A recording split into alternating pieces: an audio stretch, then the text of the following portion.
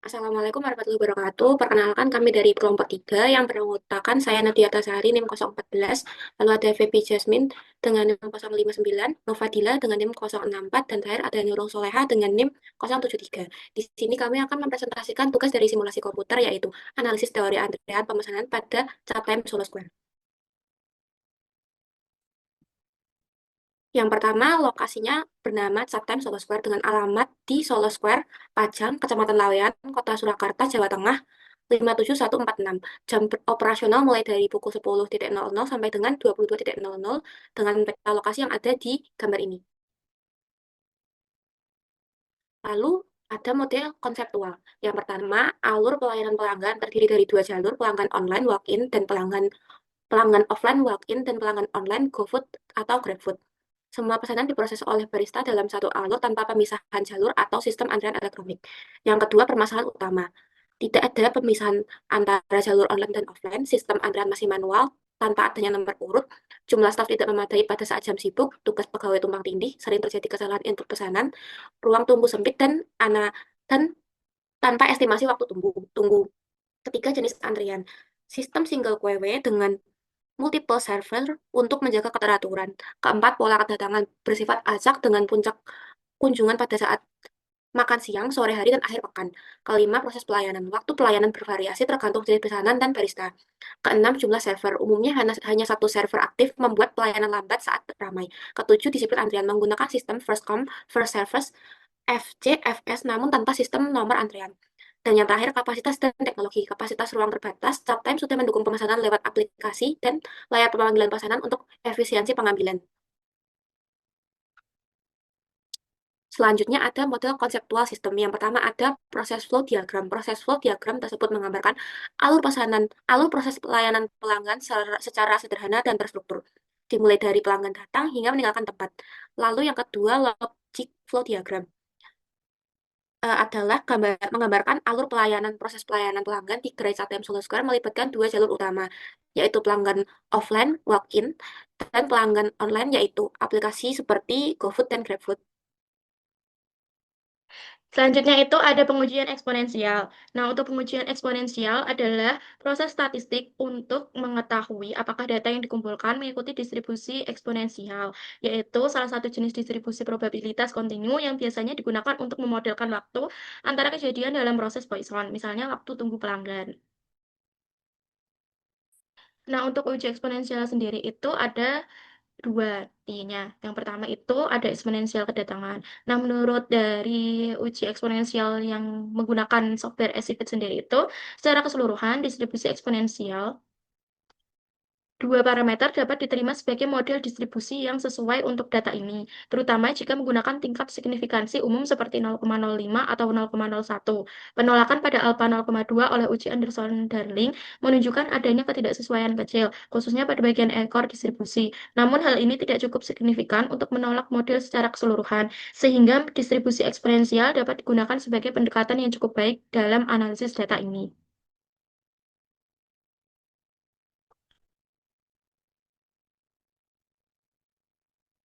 Nah, untuk selanjutnya itu ada eksponensial pelayanan. Berdasarkan hasil uji goodness of fit menunjukkan bahwa data tidak mengikuti distribusi eksponensial. Ketiga metode pengujian Kolmogorov-Smirnov, Anderson-Darling, dan Z-squared itu menolak hipotesis nol pada seluruh tingkat signifikansi. Ini terlihat dari nilai statistik yang melebihi nilai kritis dan p-value yang sangat kecil, sehingga disimpulkan bahwa distribusi eksponensial tidak cocok dengan data tersebut. Selanjutnya itu ada pengujian Poisson. Pengujian Poisson sendiri itu merupakan proses statistik untuk mengetahui apakah suatu data mengikuti distribusi Poisson, yaitu distribusi probabilitas diskrit yang digunakan untuk memodelkan jumlah kejadian dalam suatu interval waktu atau ruang tertentu. Ketika kejadian tersebut terjadi secara acak dan independen satu sama lain. Untuk pengujian Poisson sendiri itu juga ada dua. Yang pertama, Poisson kedatangan. Berdasarkan hasil goodness of fit dari software estimate-nya sendiri itu, dapat disimpulkan bahwa data tidak mengikuti distribusi Poisson. Hal ini terlihat dari hasil uji Kolmogorov-Smirnov yang menghasilkan nilai statistik sebesar 0,3582 dan p-value sebesar 0,0077457 yang lebih kecil dari semua nilai alfa yang diuji, sehingga hipotesis nol ditolak. Selain itu, uji Anderson-Darling juga menunjukkan nilai statistik sebesar 5,0289 yang melebihi semua nilai kritis pada berbagai tingkat signifikansi. Dengan demikian, kedua pengujian secara konsisten menyatakan bahwa distribusi Poisson tidak sesuai dengan data yang diuji. Yang kedua, ada Poisson pelayanan. Berdasarkan hasil uji Kolmogorov-Smirnov dan Anderson-Darling, data dengan ukuran sampel 51 tidak mengikuti distribusi Poisson. Hal ini ditunjukkan oleh nilai statistik yang jauh melebihi nilai kritis dan p-value yang bernilai 0, sehingga hipotesis 0 ditolak pada semua tingkat signifikansi. Selanjutnya masuk ke skenario. Di sini kita memiliki tiga skenario. Yang pertama yaitu skenario satu. Pada skenario satu dilakukan simulasi sistem antrian menggunakan distribusi triangular untuk memodelkan waktu antar kedatangan dan waktu pelayanan. Distribusi ini menggunakan tiga parameter utama, yaitu nilai minimum, nilai maksimum, dan nilai rata-rata. Untuk waktu antar kedatangan digunakan parameter 0 untuk nilai minimal dan 2,55 untuk nilai rata-rata dan nilai 4 untuk nilai maksimal. Sementara itu, waktu pelayanan menggunakan parameter 1 untuk nilai minimal, 1,45 untuk rata-rata, dan 3 untuk nilai maksimal. Dalam sistem, jumlah total pelanggan selama simulasi sebanyak 112 orang. Selanjutnya masuk ke skenario kedua, simulasikan sistem antrian pemesanan di Chatham Solo Square menggunakan software AnyLogic dengan alur proses kedatangan, antrian, pelayanan, dan selesai. Simulasi ini menggunakan distribusi eksponensial untuk waktu kedatangan dengan nilai lambda sebesar 0,0061 dan nilai minimum sebesar 7. Hasil simulasi menunjukkan rata-rata panjang antrian adalah satu pelanggan dan tingkat utilitas pelayan mencapai 1:100%, menandakan pelayanan aktif tanpa jeda. Grafik distribusi waktu tunggu menunjukkan sebagai besar pelanggan menunggu sekitar 0,5 satuan waktu, sedangkan waktu dalam sistem juga rata-rata di bawah 0,5 satuan waktu, menandakan sistem ini cukup efisien. Selanjutnya yaitu masuk ke skenario ketiga. Skenario ketiga ini mensimulasikan sistem antrian di Chatham Solo Square dengan dua server untuk meningkatkan efisiensi pelayanan saat volume pelanggan yang tinggi. Pengujian menggunakan data observasi lapangan dan distribusi eksponensial dengan lambda 0,05 dan minimum 7 untuk waktu kedatangan, serta lambda 0,05 dan minimum 89 untuk waktu pelayanan. Simulasi ini bertujuan untuk mengevaluasi efektivitas penggunaan dua server dalam menangani lonjakan aktivitas secara optimal yang terjadi pada skenario kedua.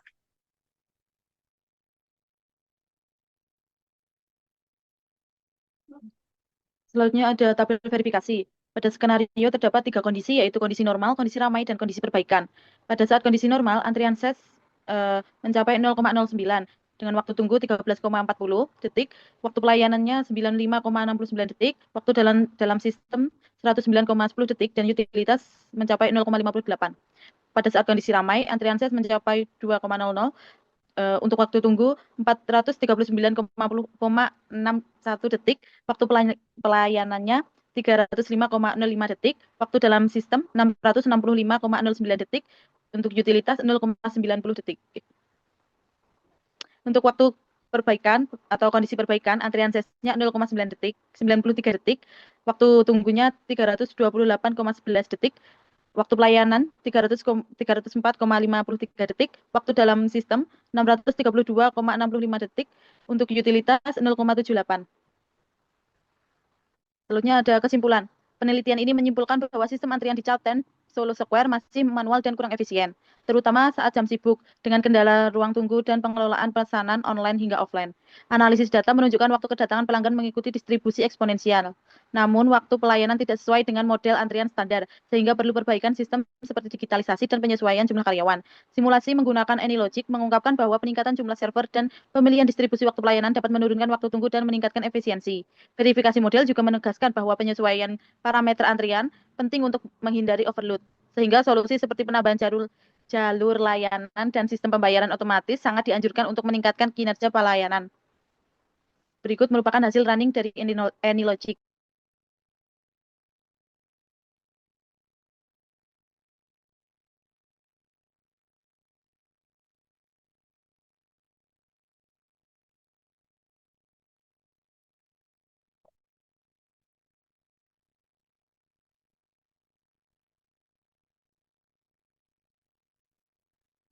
Baik, terima kasih. Atas perhatiannya kurang lebihnya mohon maaf. Wassalamualaikum warahmatullahi wabarakatuh.